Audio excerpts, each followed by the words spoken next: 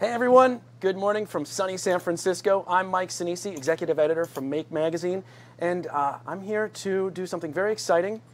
We are launching the new issue of Make Magazine, Volume 63.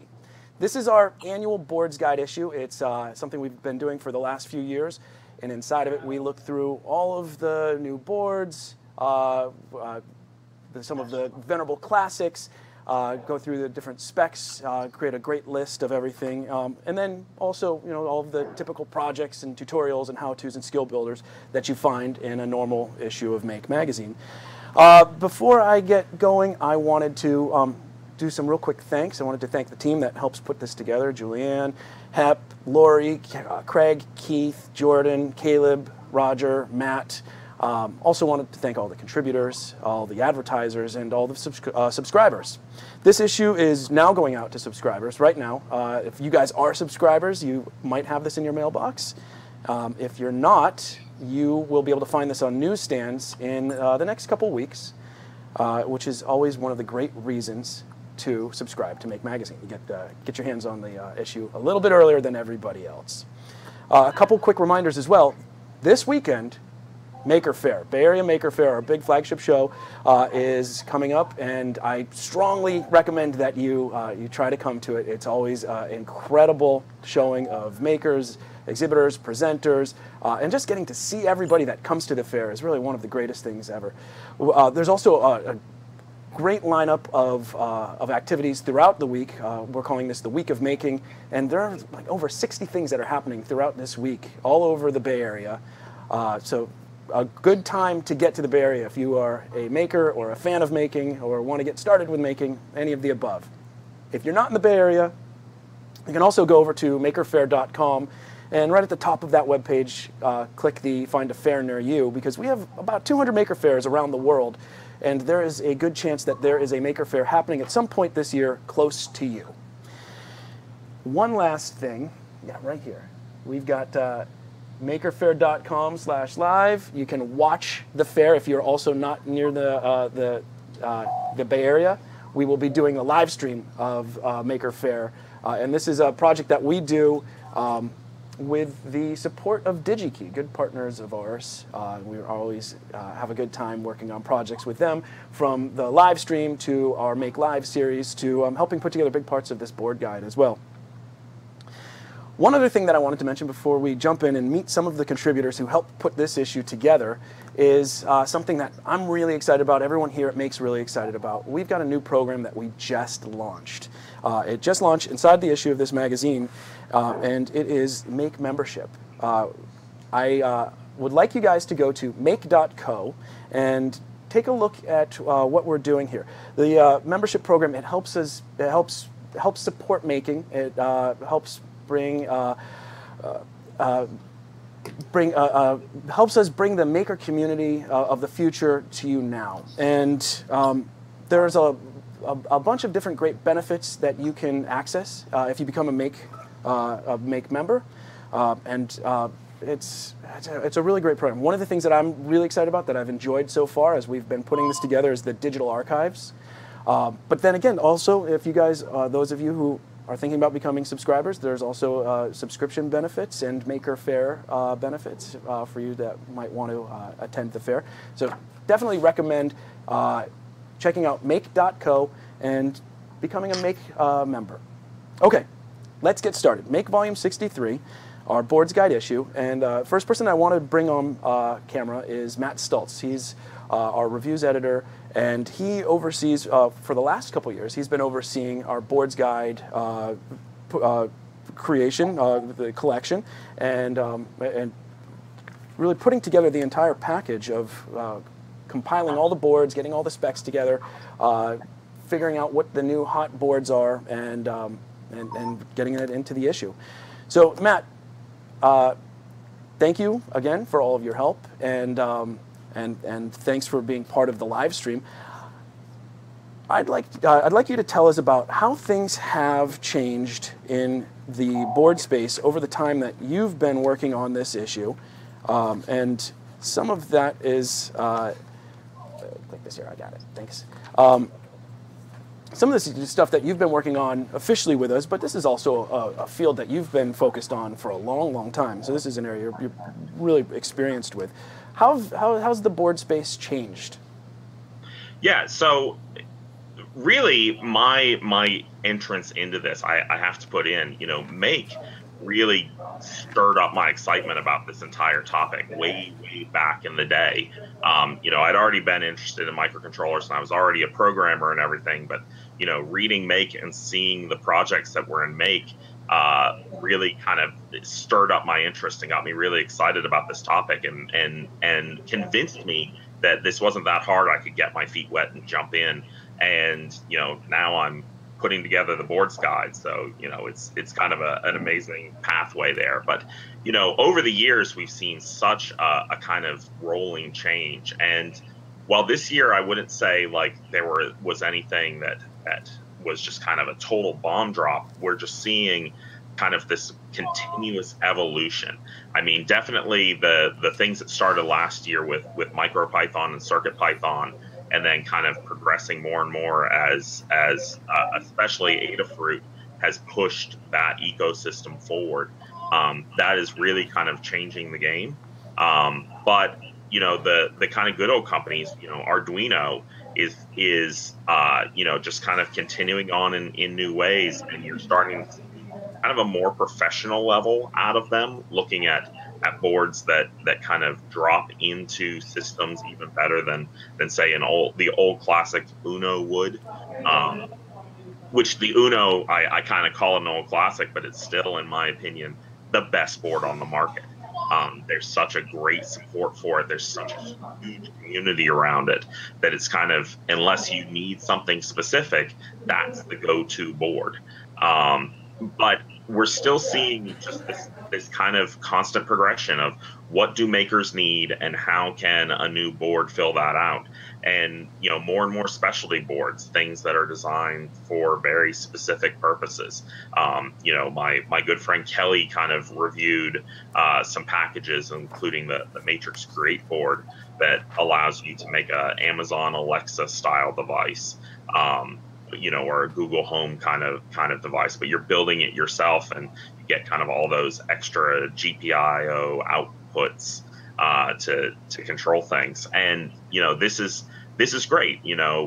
While microcontrollers can fit many different needs, this focusing inside that we're seeing in the market, where there's more and more things that target a very specific aspect, is becoming extremely useful. And it's going to be great to see what's coming out.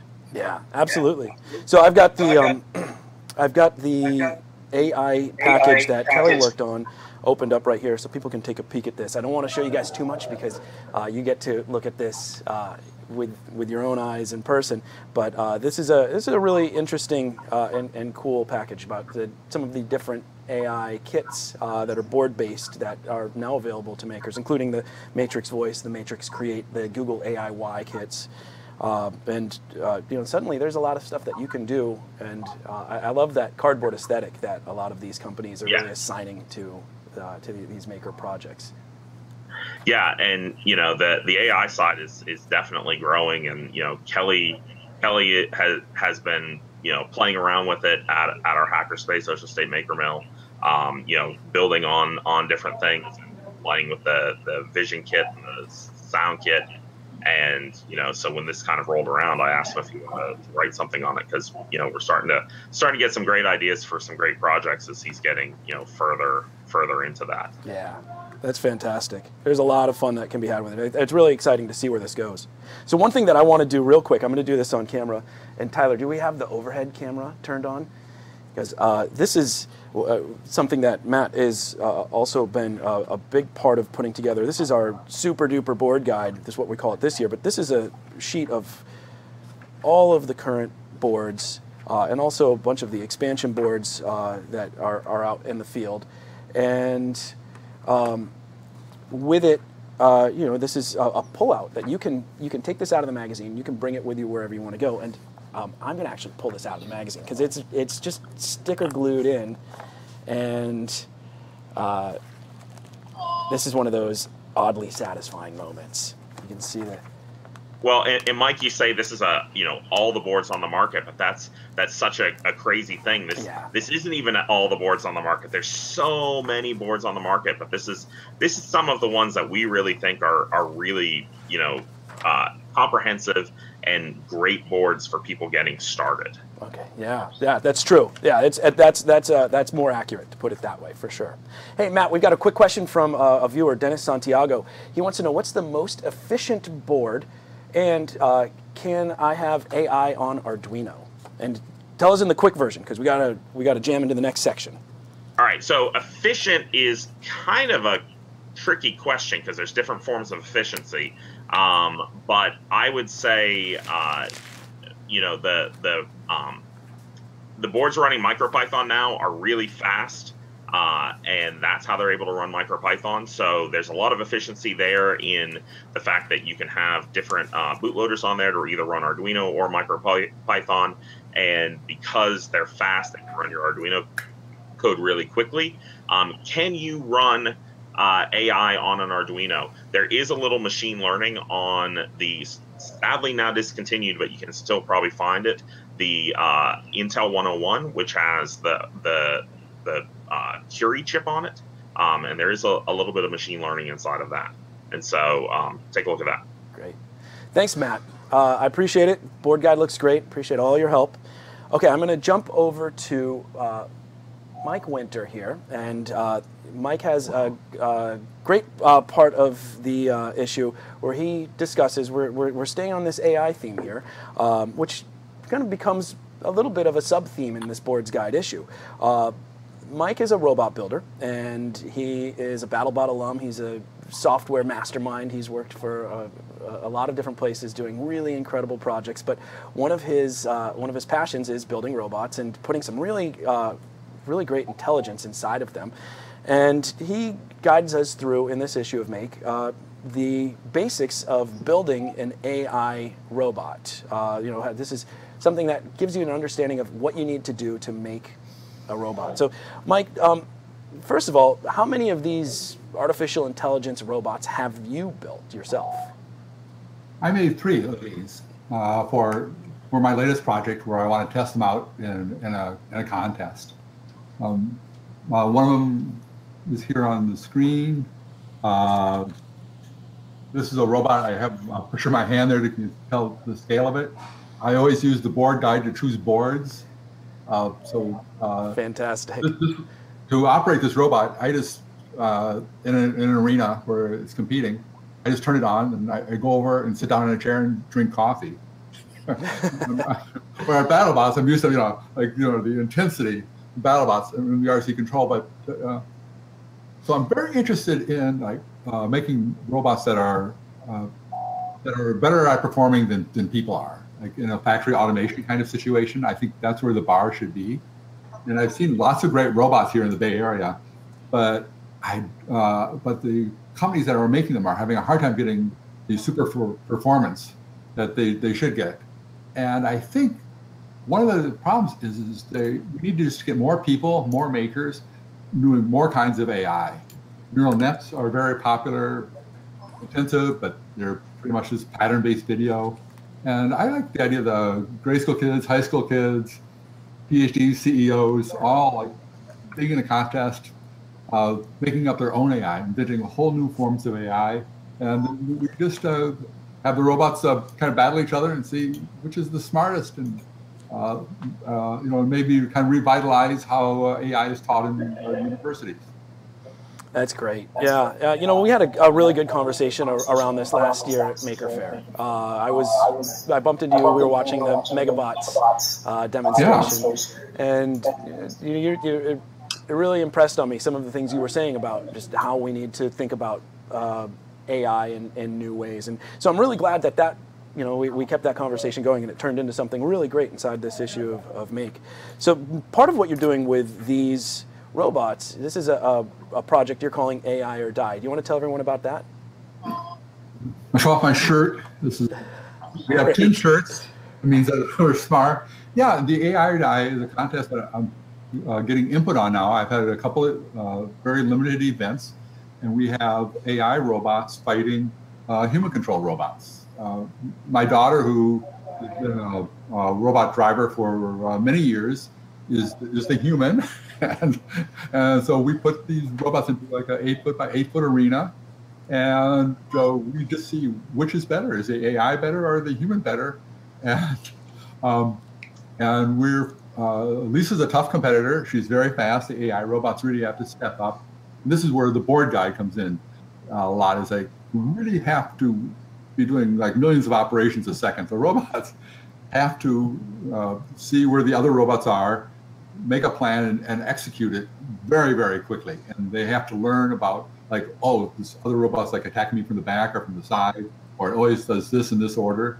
And this information will directly like benefit people like making warehouse robots. Like if you're doing something for Target or Amazon or something, how the robots can quickly sense their surroundings, respond to it, and do the correct action. So, are we going to be able to see the AI or die the bouts sometime soon? By sometime soon, let's see if we can do it now. By the magic of me pointing my webcam at. Oh, great! Click that full screen button in the corner of that window there, so we can see that even larger. There we go. That's great. Okay, so what are we looking at right here? I see two. Okay, this is the AI robot with the 4 pointy things on it, and this is the evil Lisa just smashing the heck out of it with this big spinner. And so that one with the 4 points on it, that thing is just fully autonomous. It's doing its own thing. Yeah, fully autonomous. And the reason it's slow is that it's like trying to look around, but the treads want to come off if I have the robot turning real fast. Okay. So the next AI robot, I'm going to have wheels on it, and it's going to be very high performance, and it's going to teach Lisa's robot a lesson. But this is horrible. This poor AI robot. There are parts of it all over the place. There's me down here drinking coffee. There you go. Despair. Oh, that is super fun. Good. And so you're going to be at Maker Faire talking about this this weekend as well, right? Yeah, I'll be at there all 3 days, and people can come up and see the robots, not in action because they're too dangerous. Actually, pieces of plastic are like flying through the air here. And then on Sunday at 3, I'll be giving a presentation, but I really hope people come up and ask me questions about, like, how do I make one? What kind of CPU do I use? Let's go back here a little bit. Great. And there's a question that one of the viewers is asking right now. We'll do an early Maker Faire question for you. Okay. Halder wants to know, why not AI in the cloud? Oh, people do use AI in the cloud, and you can. I recommend that he looks at DIY Robocar, Chris Anderson's great contest, and that's a really nice one to see, neural nets, both local and in the cloud neural nets, going against new forms of AI. And I hope to have that in my contest too. You're welcome. If you can have Watson controlling the robot, yeah. Get IBM as a sponsor and have a supercomputer. But also, they have to remember that you have to go up against like 5th graders that have like an Arduino and that have a real tight loop, and they're spinning around and they're looking for anything that moves that they're going to wreck. So be prepared to be humiliated. Great. Well, I can't wait to see this over the weekend. Thanks again for contributing to the magazine and for being part of Maker Faire. And yeah, good luck with AI or Die. It's actually, this is you can see Mike and Lisa on the cover. We even gave this top billing in this issue right here. Okay, so I'm going to jump over to Sophie Wong, who put together our photo op selfie bot. This is a really cool project, Sophie, and I'm excited to hear more about how it came together. Now, I've seen Raspberry Pi photo booth projects before, but I haven't seen one like this. Do you want to tell everyone about it and how it works? Sure. So this is SelfieBot, and it's a Raspberry Pi instant camera, but we also gave it a quirky personality. So it's got this face, it's got this animated face, and it's got an accelerometer inside. So when you it reacts to movement. It can tell when you've picked it up. If you put it down on its back, it's kind of hard to see maybe in the Oh, video, yeah, but we it can sort see of goes that. to sleep. And then it also just kind of does like bleeps and bloops and makes little jokes and sings songs. I'm afraid I can't do that. When it's just sitting idle, and that's kind of the illusion of AI. You know, it's sort of like Alexa is sort of controlled. She doesn't really make noises or talk unless you talk to her.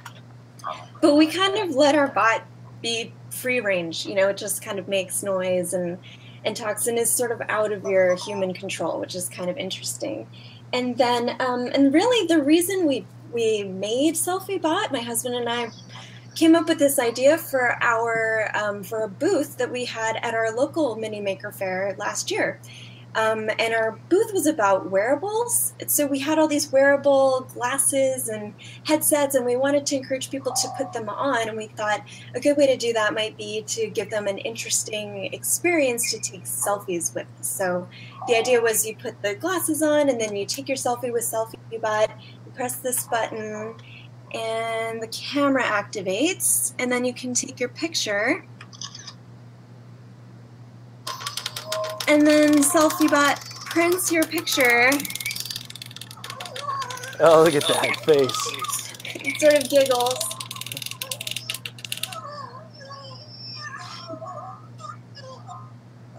And then that's my favorite part, that this isn't just a photo booth like you would see at some event where you get an email. You actually get a physical, you get a piece of paper with a photo on it. This is a real photo. Yeah, so we wanted to do sort of like a make and take kind of thing. Like you come to our booth, you have this experience, and then you can remember it, you know?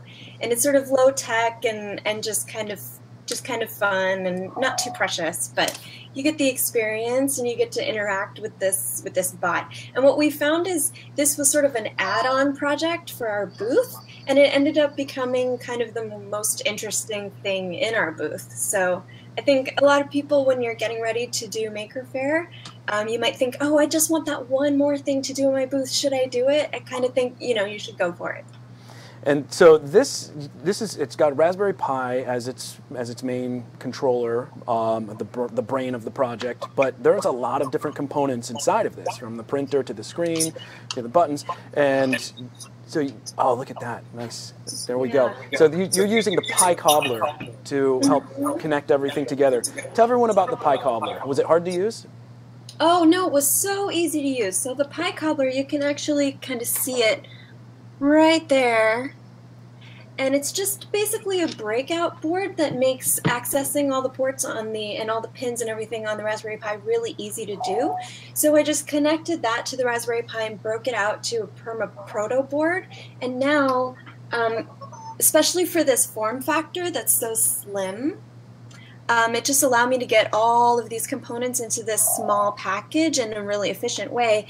And now whenever I want to make a modification or add something on, it's all accessible to me right there. It's really easy, rather than getting in here, removing the Pi, flipping it around. So I did a couple of different versions when I was designing this. This is actually the second iteration, so I call this Son of SelfieBot. It's wireless, you know, it's not plugged in, and the other one was tethered into our booth. So in this version, I flipped the Pi around in my design. So all of that was really easy to manipulate and do with the Pi Cobbler. So really highly recommend that piece of kit. That's great. Are you bringing this to Maker Faire? Are you going to be there this weekend? Yes, I am. So my husband and I will be speaking about SelfieBot. He really did a lot of the code, and I did a lot of the design and the build of this. So we'll be presenting together on Sunday afternoon at 1:30, and we'll have SelfieBot with us. So I'm hoping that people will come up and take selfies, and we'll have SelfieBot all weekend. We'll be walking around on Saturday too. So yeah. Can't wait to see it. Yeah, I will definitely be taking a selfie with SelfieBot. Yay! Or from SelfieBot, but I might take a selfie with SelfieBot too. I might do just a traditional selfie. Is it a SelfieBot? Is it taking its own selfie, or your selfie? It's just so crazy. Yeah, well, thank you, and I'm excited. I hope that some people go out and make this project as well, because I think it's, you know, it's one of the cooler Pi cameras, photo booth creations that I've seen, and Oh, and definitely check out in the issue that is launching now. We've got a whole article about the build of this. So our talk will kind of be more about the design and the creation of it. But if people want to definitely go build your own, check out the article in Make Magazine. It's my whole write-up on the build. Great. Thanks for sharing that with us, too. I really appreciate it. Sure. Okay, so I'm going to jump over to, it looks like Micah came in here. She's on mute, but I'm going to see if we can get her unmuted, and then we're going to jump in and hear about Micah's project that is in our Skill Builder section, which is the graphics tablet teardown. And this is something that I also found very fascinating. I'm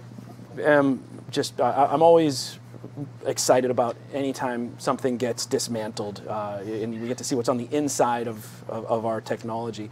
And graphics tablets like Wacom tablets, they're pretty they're pretty common, but they're also you never really think about what's in there. And so Mike has actually taken apart a couple of them, and she gives us a good run through of what's on the inside. So tell me, how many of these actually have you torn apart? I know we talk about two different types inside the issue, but have you done this a lot? Yeah, well, I've probably taken apart 6 or 10 different tablets, or several of the same kind even.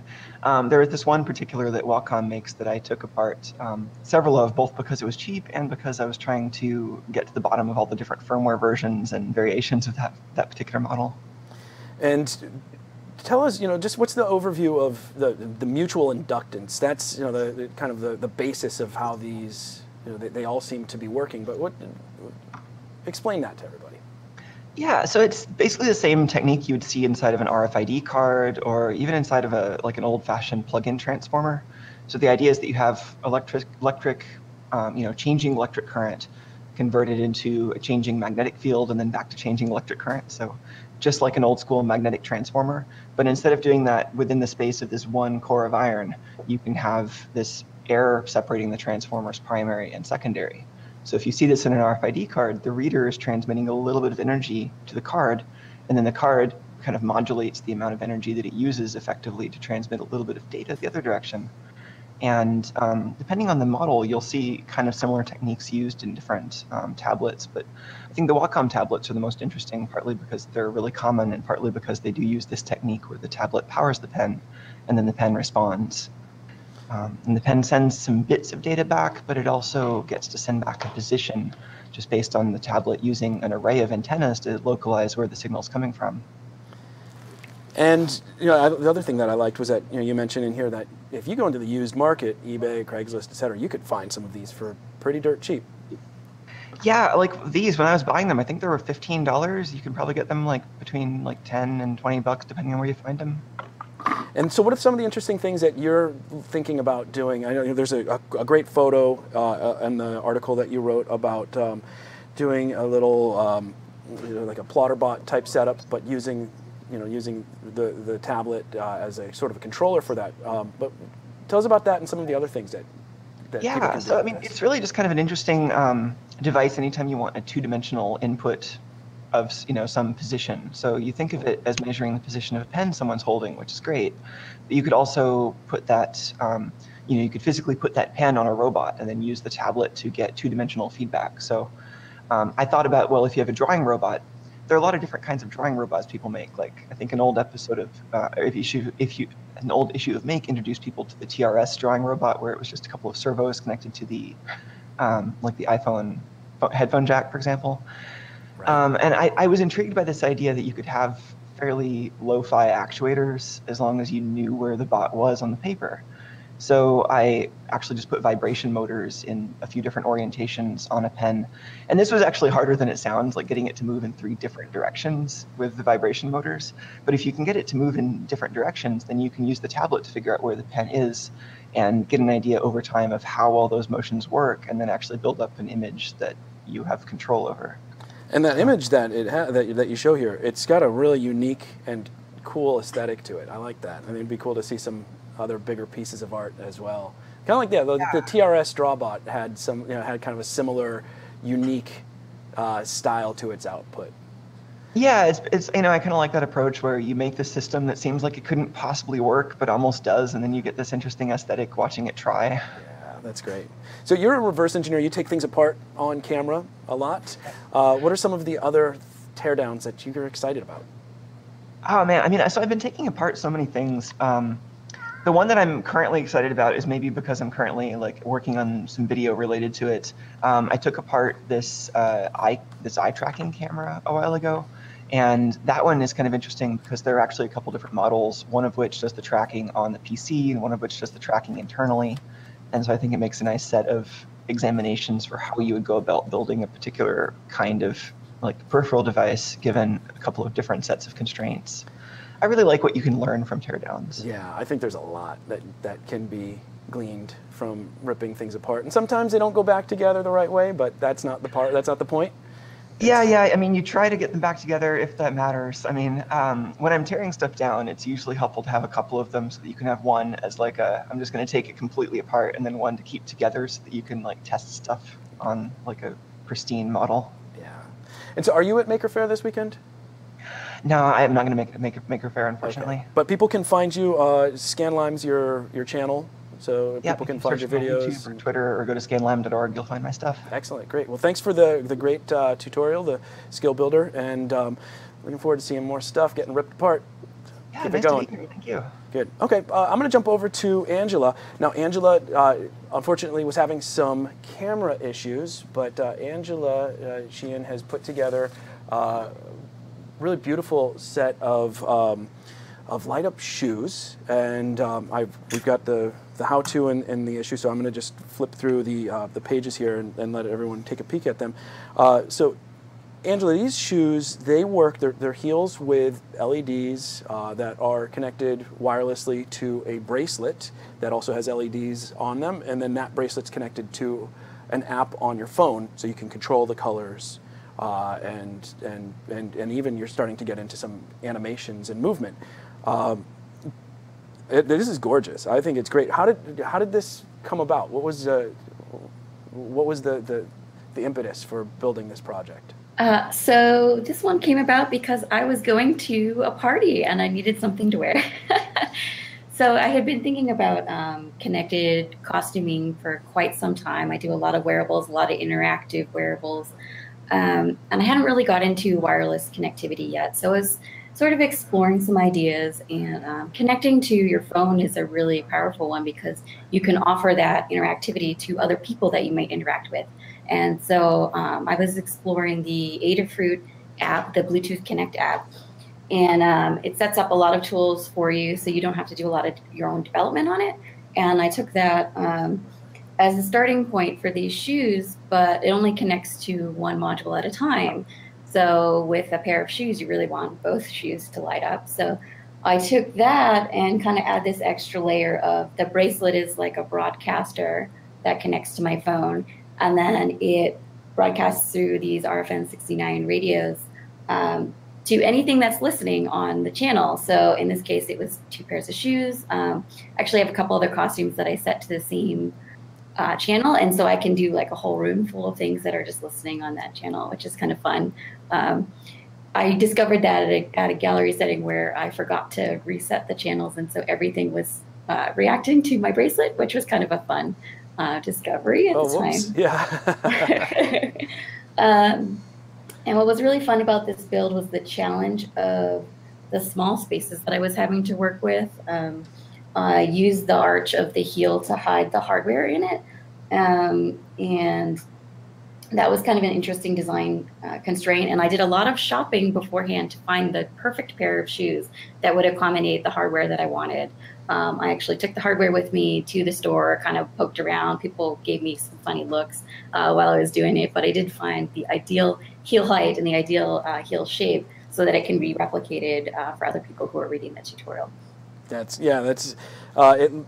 impressive the way that you, just looking at the photos of how you put the pieces in, you got the battery tucked in on the inside. You can see underneath in the diagram here where the electronics are, and they are really tiny. And you use the Qduino as well, Quinn's board.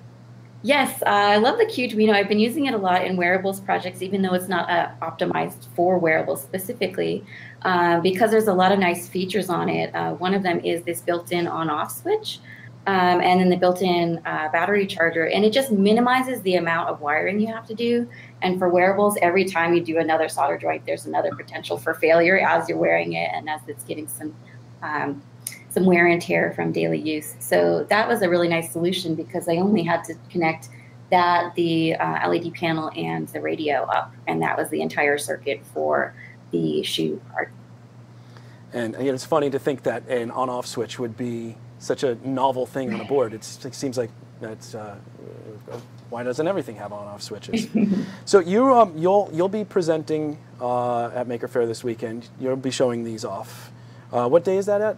It's Sunday at 1:45. I'll be showing this project. I'll have a little more visuals since I don't have them right now today. I'll also be wearing them around. I have a few projects that I'm going to be wearing and roaming Maker Faire, so take a look for me. I've got bright purple hair, and I'm probably wearing some light up shoes.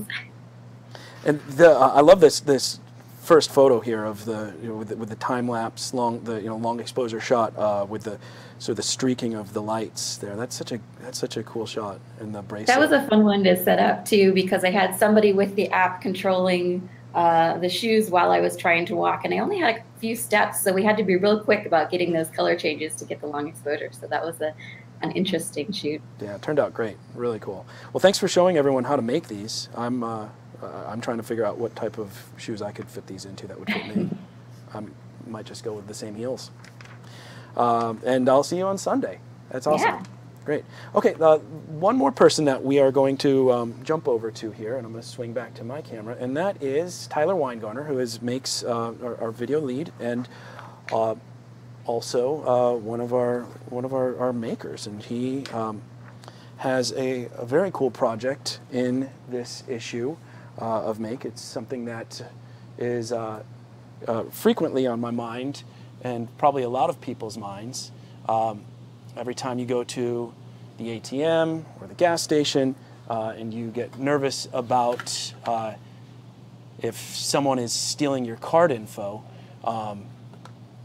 Tyler has built the Skim Scam Scanner, and this is a device that can help detect and alert you to potential card skimmers. Right. So saying that I developed this project is putting it pretty loosely. I think it was sometime last year, maybe as far back as 2016, a gentleman by the name of Nathan Seidel. I was called Nathan Seidel. Nathan Seidel. We'll go with Nathan Seidel. Anyhow, he's over at SparkFun. He either is or was the CEO. Mm-hmm. He may have stepped away from CEO roles to do other cool researchy things. But he was asked by the local Denver Police Department to help out with skimmer scanners because I guess they were having a really bad issue with them in the city. Well, just about every city does. The police department knew that he was, as CEO of SparkFun, he probably had some resources to get some information on these, and the police gave him a bunch of these devices and says, hey, what can you do with them? And, I mean, they're basically cheap Bluetooth devices that can be used to record data, and because they're Bluetooth, they're broadcasting all the time their presence, and he realized that he could develop an app for a phone that would help detect them. Now, I'm lazy, and I'm very slow to develop beneficial habits, so I figured that the right choice for this is to piggyback on his research and create a device that would just be constantly scanning and would give you an alert if it detected something that it thought was a suspicious device. And this is what I created. You don't actually need the battery. I just have it because I don't have a car with me to plug it into. But it's a Raspberry Pi Zero W, and I have a Adafruit OLED display, so it has a little lighted display you can see all the time. It scans, I believe, every 10 seconds, and then just reports. Well, it has a little ambient, thing to let you know, hey, I'm still scanning, a little animated thing. But otherwise, if it detects a Bluetooth device with the device ID matching one of these Bluetooth devices that are found in gas pump skimmers, it will tell you. It will say, hey, maybe skip this pump. That's so smart. And have you come across it? I know part of the thing when you were working on this, and you got this built out, part of the challenge that we were having here was you didn't have access to a card skimmer. No, I didn't. And that was it became a little bit of a frustration with developing this project. I reached out to SFPD to see if they had any devices they were willing to share with me, similar to the Denver PD did. Unfortunately, they never responded to my emails about it, probably because I thought, essentially I was asking, do you have skimmer scanners you can share with me? Probably, well, I mean, I went about it as diplomatically as possible, but I never got an email back. Yeah. I also only had access to a kind of public-facing email from the police department. So this doesn't detect as stringently as Nathan's original code does. What it does is it identifies devices that are similar to the devices used in skimmers. Then it connects to the device, sends it a single character, expects to get a single character in return that's consistent with all these devices, and then it says, hey, watch out. This one just identifies the devices. It bypasses that secondary step. I could have created something that replicates the functionality that Nathan was describing in his research. I felt like that was introducing a little bit too much confirmation bias, that I was kind of, doing a little bit of wish fulfillment there. So I didn't think that was the right choice. So this will probably give you more false positives than normally would, but when you're being cautious with your money, that's not the worst problem to have. No, I don't want to get my card data stolen at all. There's always another gas station. That's true. Unless you are driving down the coast to California, because there's only that one gas station. They charge like $8 a gallon because they know that there aren't any other gas stations nearby. If you want to keep going, you got to pay. So anything next planned with this? Are you going to continue iterating on it? I don't know much more of what I'm going to do with it. What I did really, because it does what I intended for it to do. I mean, obviously, if I get my hands on some of these skimmer devices, that would be interesting to kind of poke and prod at them and learn more about them. I guess what I'd like to do is I'm also really happy with how compact I was able to get this packaged up, particularly with the display. So I'm curious to see what else I could do with a Pi and a tiny display that might be useful. Yeah. Anything in mind? Nothing yet. Okay. Well, if you guys have ideas, shoot them our way. Tyler at makezine.com. Yeah. Or makermedia.com. Tyler, makermedia.com. And also, if you happen to have a card skimmer, no judgment, and you want to let us play around with it, shoot us a note, and we'll see what this thing can do. Again, no judgment. If you just happen to have one, that's fine. Well, I think this turned out great, and I do love this case. Did you do that? Was it Fusion? Yeah, that was in Fusion 360. Great. That's really great. And this photo is awesome. That's perfect. That's on my photo, though. Hep took the photo. Hep took the photo. Hep, who's standing right behind the camera here, does great work taking photos for the magazine. Okay, so I'm going to jump out of here and close out this live stream, but thank you for having me on. Yeah, thank you for putting together a great project and doing it with everything else that you have to do with Make. Yeah, and if you want to see other ridiculous interactive displays I've created, come look for a live stream camera at Maker Faire Bay Area this weekend. Yeah, I just saw your tease of the new sign that you built. Yeah, check that out. This is the old sign. That's the old one. The new one is much more blinky lighty. Yeah, that's great.